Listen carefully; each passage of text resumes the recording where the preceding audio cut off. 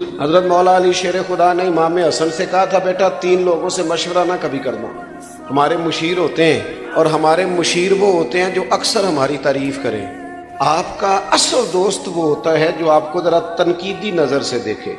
یہ چھوٹوں کا حق نہیں بڑوں کے لیے، لیکن آپ کے برابر کا ہو، آپ سے بڑا ہو، تنقیدی نظر سے دیکھے، آپ کی کمزوری آپ کو بتائے، وہ آپ کا دوست ہے۔ ہمارے اسا فرمایا کرتے تھے اپنی دشمنوں کی باتیں غور سے سنا کرو، وہ تمہیں نکھارنا چاہتے ہیں، وہ تمہاری کمیاں ڈھونڈ کے لاتے ہیں۔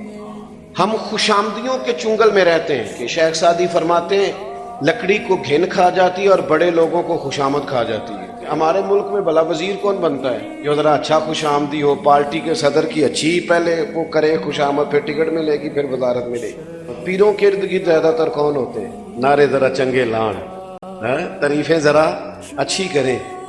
یاد رکھیے گا حضرت شیر خدا مولا علی رضی اللہ تعالیٰ عنہ نے امام حسن سے فرمایا بیٹا 3 لوگوں سے مشورہ نہیں کرنا۔ حضور کس سے؟ فرمایا ایک بزدل آدمی سے کبھی مشورہ نہ کرنا، اس لیے کہ جو خود بزدل ہے تمہیں بہادری کی بات کیسے بتائے گا۔ اور دوسرا کہا بیٹا لالچی بندے سے مشورہ نہیں کرنا، اس لیے کہ وہ تو بیچارہ ہر وقت عبد الدنیا عبد الدرہم بنا ہوا ہے، وہ تمہیں کیا مشورہ دے۔ اور تیسرا فرمایا پتر کنجوس سے مشورہ نہیں کرنا، اس لیے کہ جس کا دل بڑا نہیں اس کا دماغ کیسے بڑا ہو سکتا ہے۔ اچھی سنگتیں، دلیروں کے پاس بیٹھے، دلیروں کے، اپنی سنگتوں کو دیکھو، اپنی صحبتوں کو دیکھو۔